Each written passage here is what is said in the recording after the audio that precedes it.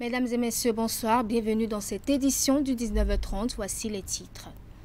La première délibération officielle du brevet d'études du premier cycle, session de juin 2023, a été faite ce matin au ministère des Enseignements secondaires, techniques et de la formation professionnelle par le directeur des examens et concours.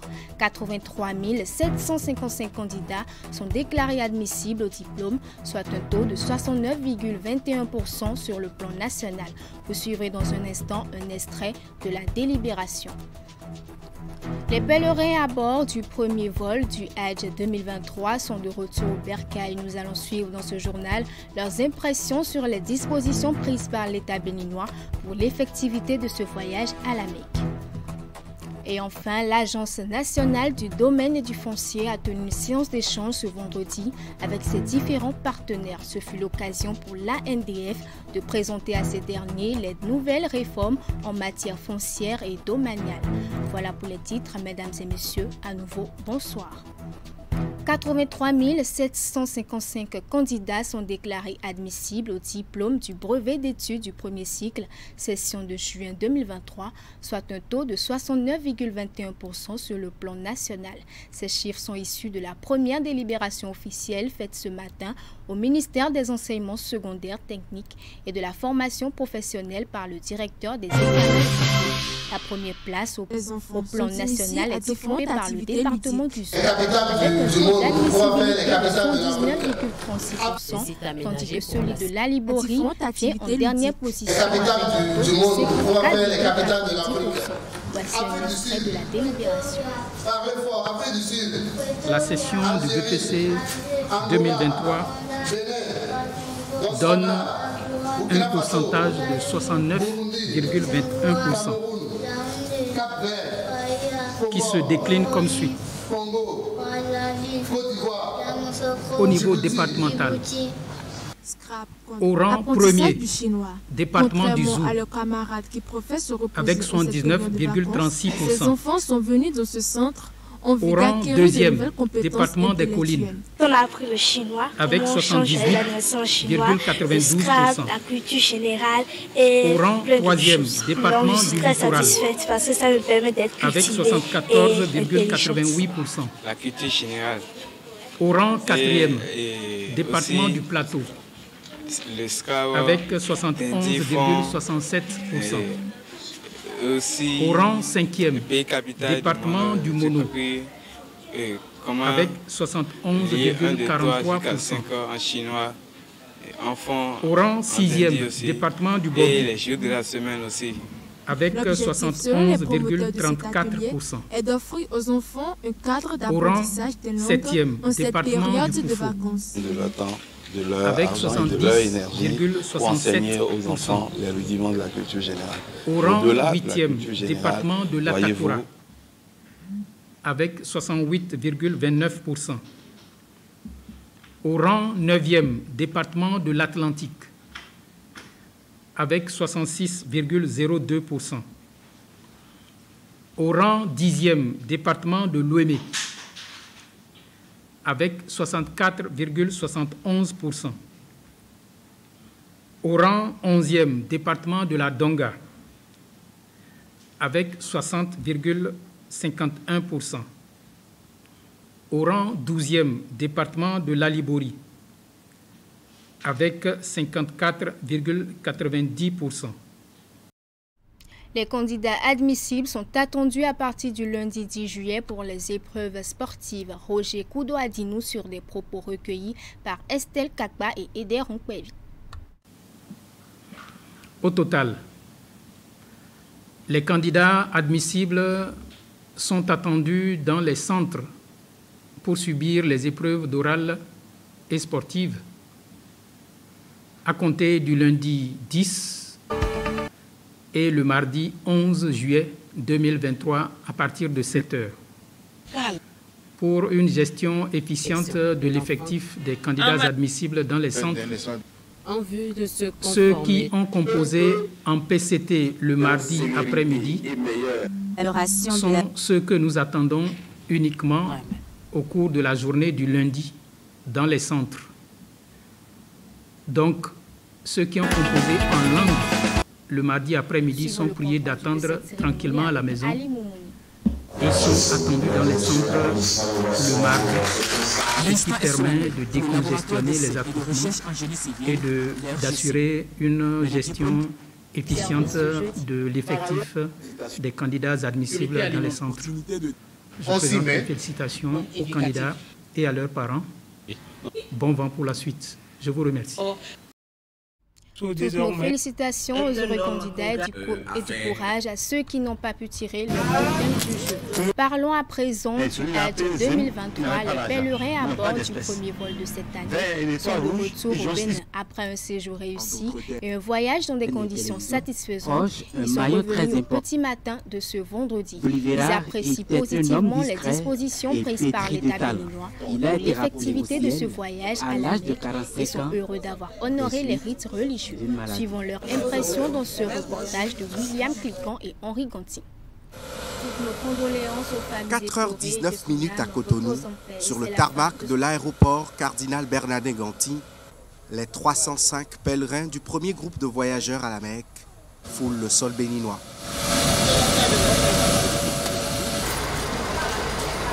Ils ont sacrifié au 5e pilier de l'islam en toute sérénité, grâce aux dispositions optimales mises en place par l'État pour le voyage et leur séjour en Terre Sainte. Dès notre descente, nous avons été reçus. Déjà là-bas, il y a l'ambassadeur qui a tout organisé, qui a bien organisé tout sur place là-bas. Après ça, il fallait faire les rites religieux, ce qui s'est bien passé aussi. Tout le monde a pu avoir Arafat, qui est le Hajj en fait. C'est vrai, toute œuvre humaine, il y a toujours quelque chose à compléter.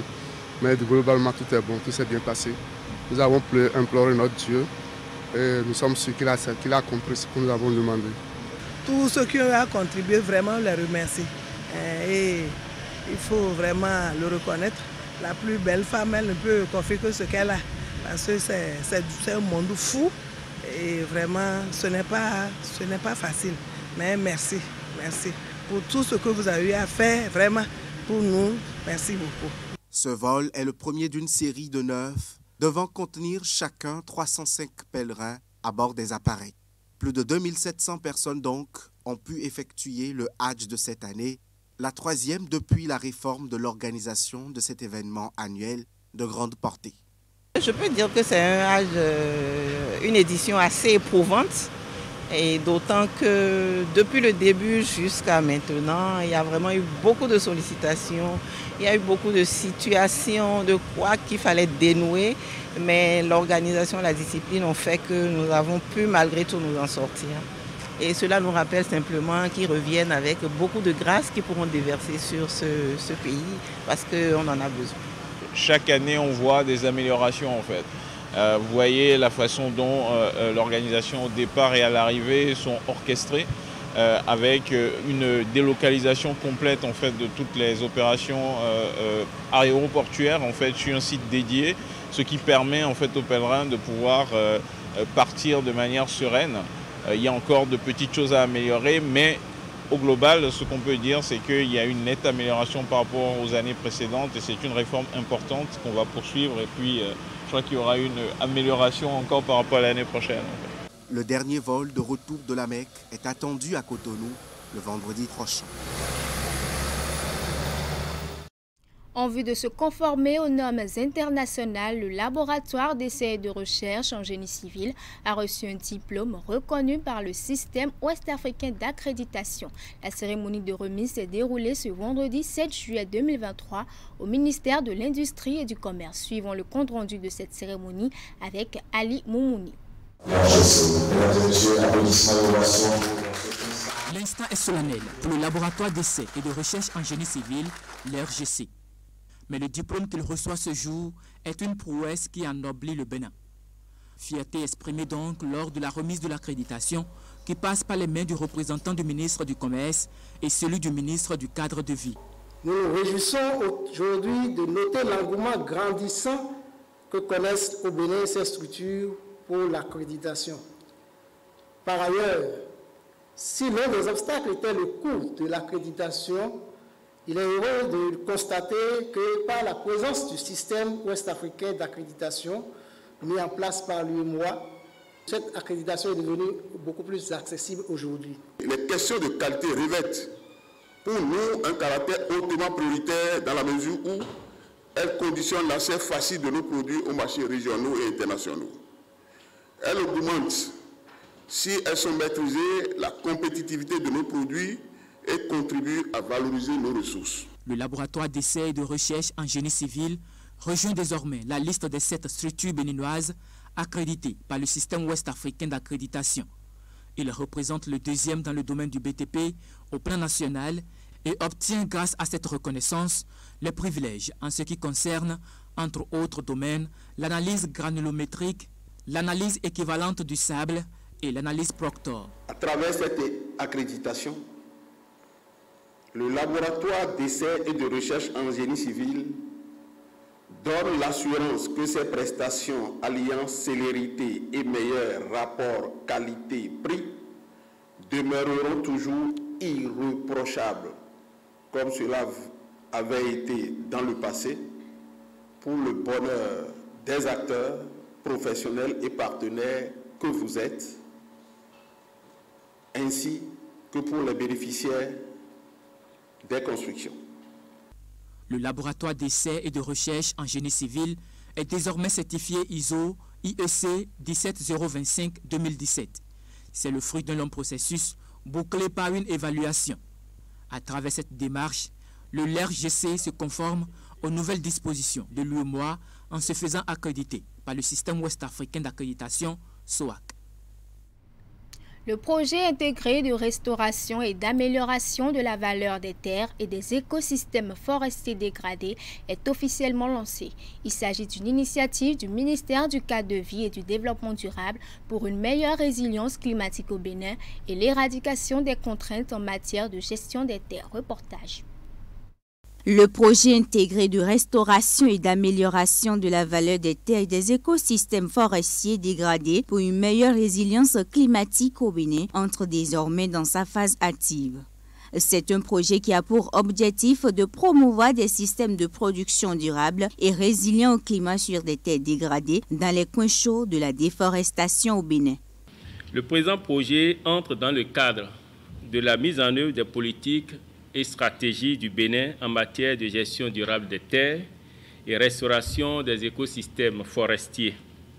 Le projet PIVATEF-OD permettra d'inverser les tendances actuelles en matière de dégradation des terres et des écosystèmes naturels au Bénin. Le projet est porté par le ministère du Cadre de vie, des Transports et du Développement durable et financé par plusieurs organismes partenaires, notamment le Programme des Nations Unies pour le développement. Cet organisme réitère son engagement aux côtés du Bénin dans le cadre de la gestion des terres. Le projet sera exécuté conformément aux procédures et modalités d'exécution nationale du PNUD et du FEM, bien sûr sous le leadership de la partie nationale et dans ce cas-là, DGEC, en collaboration avec la Direction des eaux et forêts et chasse.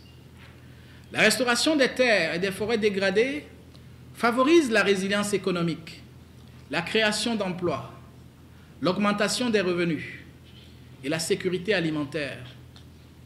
Le projet PIVATEF-OD Bénin va impacter 8 communes du Bénin, à savoir Karimaman, Segmana, Gogounou, Kouandé, Aplahuekulekame, Zakpota et Kové. Son coût s'élève à environ 6 milliards de francs CFA. Je le disais tantôt en titre, l'Agence nationale du domaine et du foncier et ses différents partenaires ont tenu une séance d'échange ce vendredi. Ce fut l'occasion pour l'ANDF de présenter à ces derniers les nouvelles réformes en matière foncière et domaniale. Retour ici sur cette séance de travail avec Candide Rourenton. À travers cette rencontre, le but visé par l'ANDF est d'informer ses partenaires sur les nouvelles étapes de la modernisation de l'administration foncière au Bénin. Il s'agit d'une dynamique qui ne date pas d'aujourd'hui.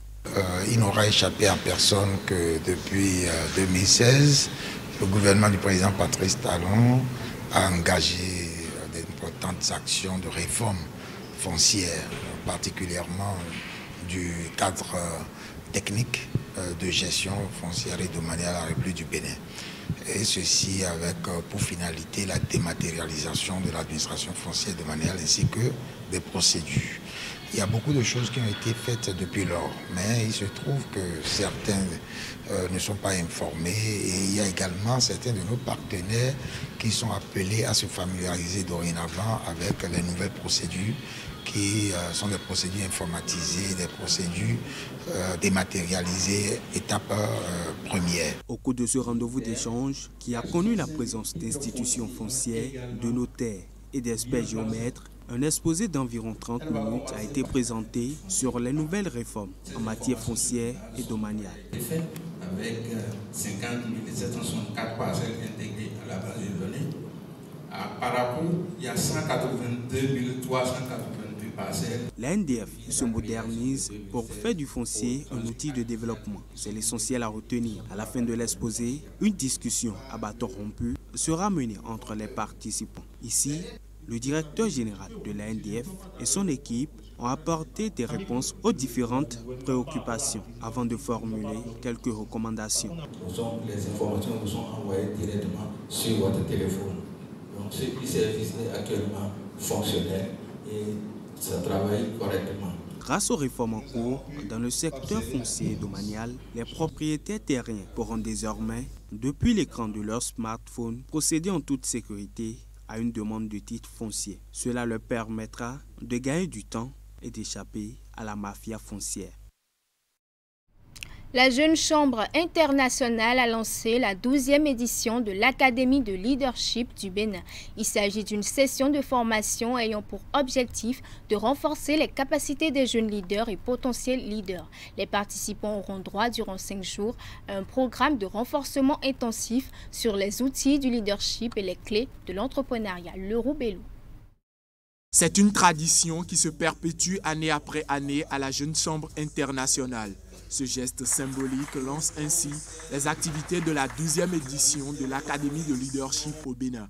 Sous la houlette de la JCI Abomey Calavi Pionnier, une trentaine de jeunes participants auront la chance d'être formés et coachés durant 5 jours par des formateurs chevronnés. Des exercices individuels et collectifs, de coaching personnel et des séances de partage d'expériences résument l'ossature des activités de cette 12e édition. L'objectif est d'offrir des opportunités de développement de leadership en vue de susciter un changement positif. C'est une belle initiative que la JCI Abomey Calavi Pionnier puisse initier cette académie pour, à l'instar de ce que fait la JCI, aider les organisations de la sous-région et les membres de la JCI Bénin, mais également le citoyen tout court à pouvoir subir la transformation nécessaire qu'il faut pour impacter positivement notre pays et notre organisation. Pour le président de la JCI Abomey Calavi Pionnier, le leadership est le sésame pouvant conduire à l'obtention d'une société meilleure. D'où l'importance de modeler à la base les éléments constitutifs de la société. Je suis convaincu qu'au fond de moi, de nous tous, qui aspirons à une meilleure société,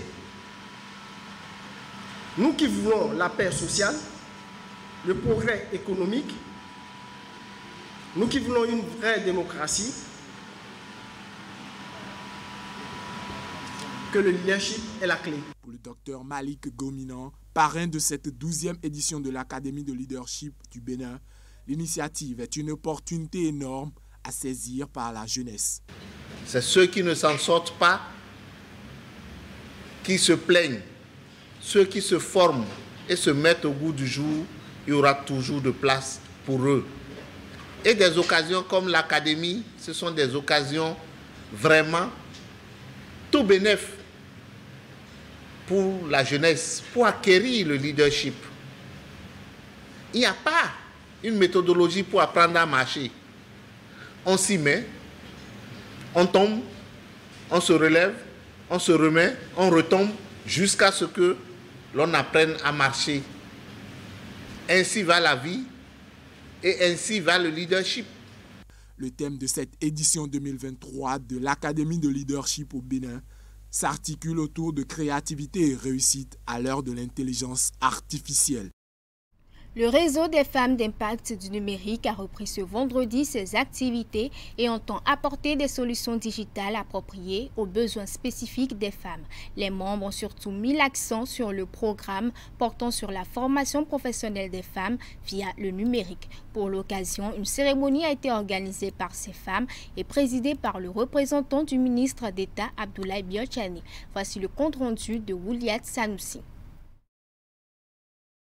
Le réseau des femmes d'impact du numérique, RFIN, lance ses activités et spécifiquement son programme portant sur la formation professionnelle des membres à travers le numérique.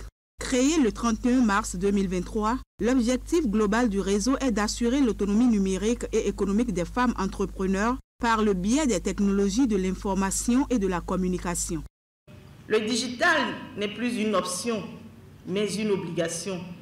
De la femme rurale à celle du plus haut niveau, tout ou presque tous disposent des supports numériques dans la main. Nous nous connectons à différentes plateformes pour toutes sortes de choses, pour toutes sortes de raisons. Mais nous ne savons pas utiliser ces médias pour vendre et croître nos chiffres d'affaires. Quelqu'un disait, chaque enfant qu'on enseigne est un homme qu'on gagne. Moi, je renchéris en disant, chaque femme que l'on a guérie technologiquement est une communauté qu'on gagne. Le réseau est né de la volonté d'apporter des solutions digitales appropriées aux besoins spécifiques des femmes en vue d'un meilleur rendement professionnel et social, et également mieux procéder à l'alphabétisation numérique pour réduire la fracture numérique entre femmes lettrées et celles analphabètes. J'utilise Internet pas pour m'amuser, mais pour gagner ma vie.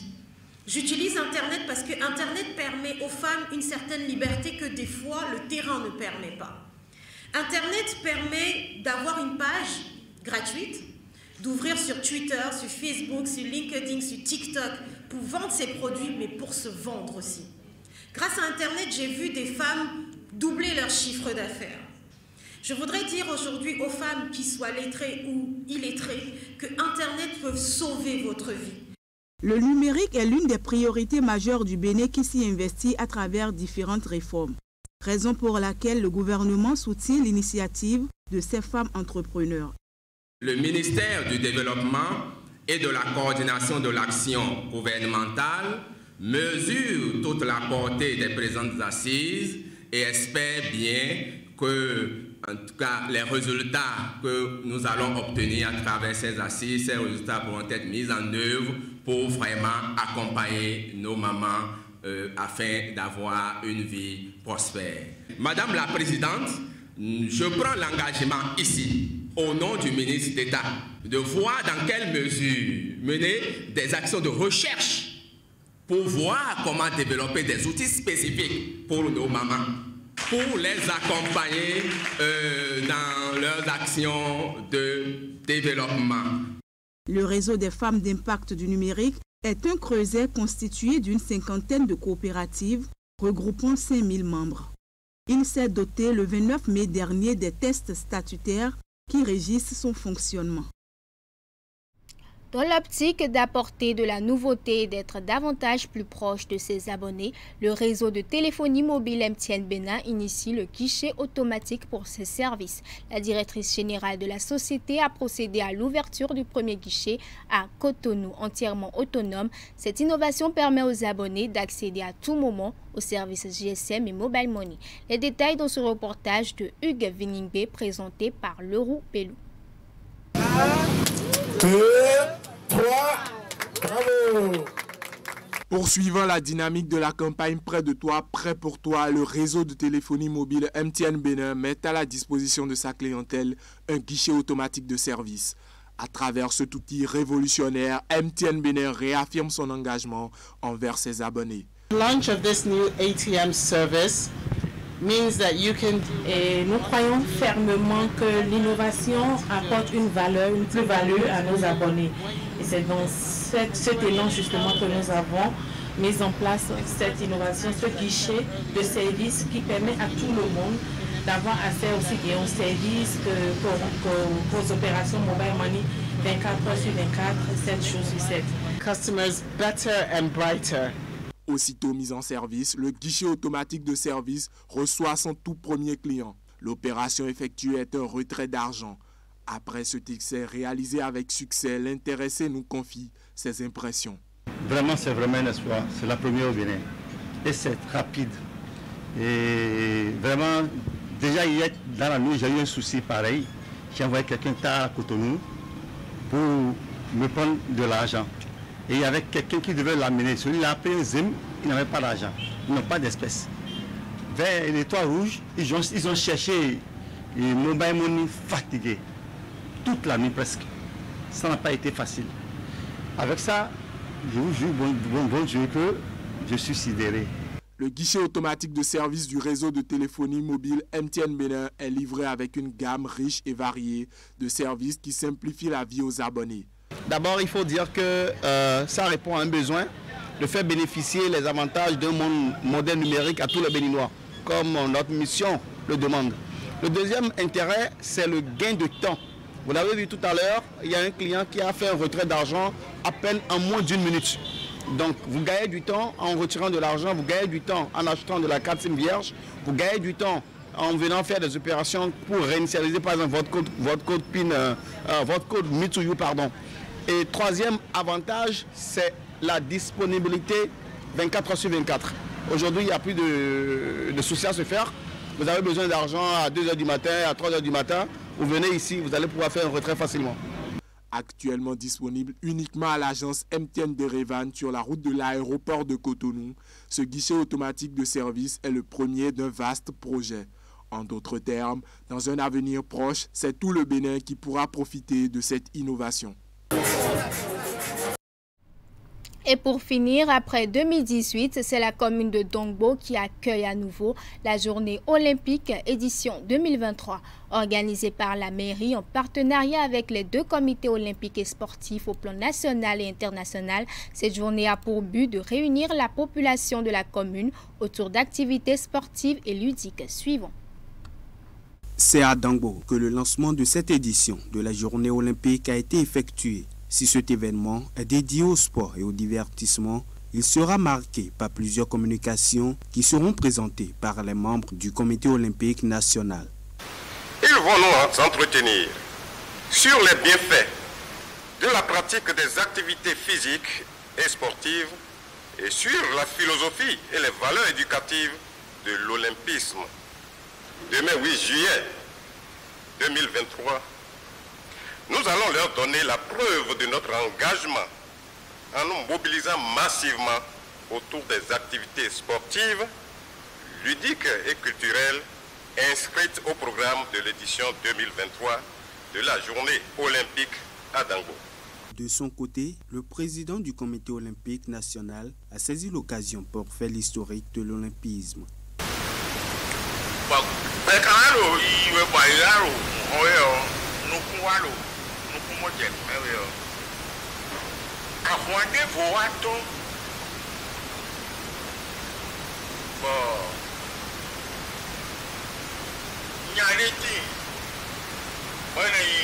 Pierre de Coubertin, je vous montre français, je vous.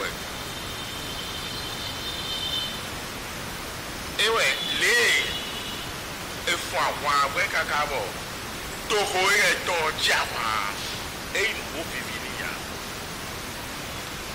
Mais non, et mon Togalé, pour nous, To et ton Java, écoute, nous, ouais,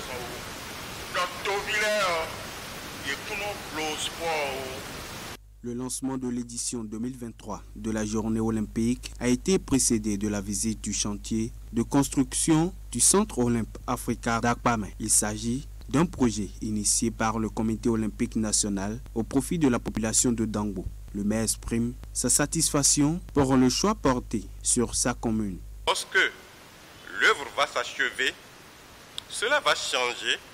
S'il ne l'a pas encore été fait, la physionomie du village d'Akpamé et partant de notre commune, dont les populations auront à bénéficier d'infrastructures sportive et communautaire, moderne et utile.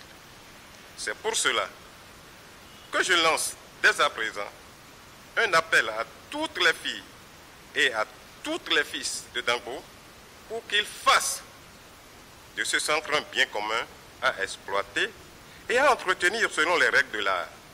Bouger, apprendre, découvrir ensemble pour un monde meilleur, telle est la devise des organisateurs de cette édition de la Journée olympique de Dangbo. Au nombre des activités prévues pour cet événement qui prend fin ce samedi, figure entre autres une marche, un spectacle de Zambouetor, du domino et de la belote.